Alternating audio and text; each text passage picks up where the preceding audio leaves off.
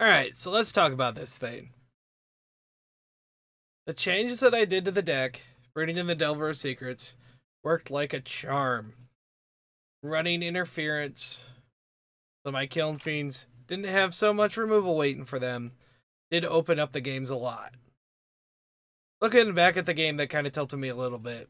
That match 3 versus Boros Monarch, I did make the mistake of not attacking. It cost me percentage points. Watching the rest of that game, I was probably like a 10%er. Everything would have had to go perfectly.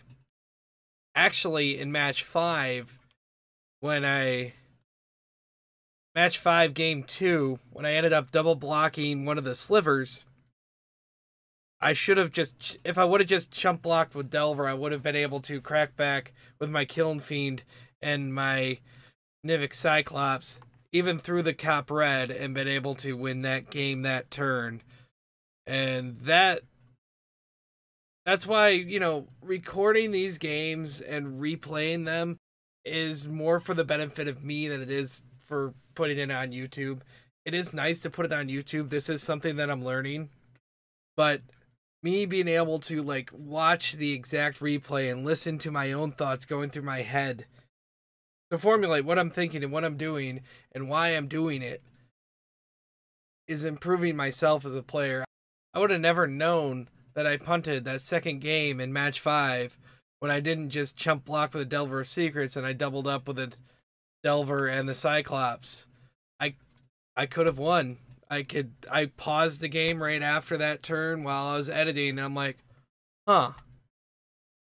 I had 3 cards in hand. I had the Slip Through Space, Teamer Battle Rage, and 1 blue cantrip, and I had enough to cast it all. It would have been 20 points of damage. They could have prevented 2 or 3, or they could have prevented 10 of it from activating the 1 activation they had on Circle of Protection Red, but it still would have been enough to be lethal at that instant, and I could have won the game on the spot.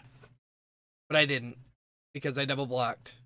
And that's one of those interactions where you think you did it right, and in a vacuum, just thinking back in the game, it's not going to throw any red flags, but watching the game, I can actually go back and watch it and review what I did.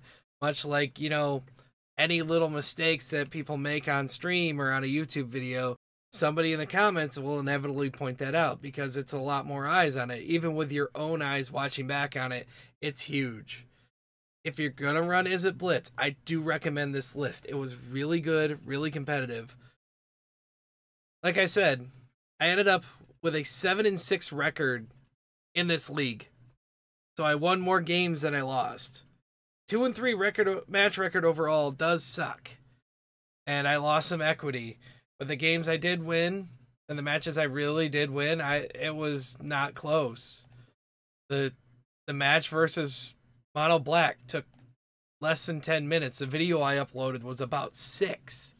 And yeah, this is a really good list. I don't know what I'm going to run next month. I got to kind of pick by Tuesday and make a deck tech. I've been running a lot of red decks, a lot of blue decks. I have been trying to play more tier decks recently. I might pull out some jank and go with the Orzhov Mimics now that they're not unbugged on Magic Online, although they're still in the bug list. This Mimic list is pretty fun. I've been tinkering around a lot with the red-green aggro list. That was the Cascade aggro list. That was the internet sensation about a month and a half ago. I really think it's a solid list.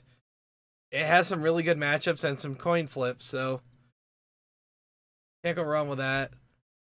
I'll figure it out. I'll get to it. Thanks for watching the video. If you like what you saw, consider subscribing. You can follow me on Twitter @GeekLukeG. This is Couch Troll Brewing.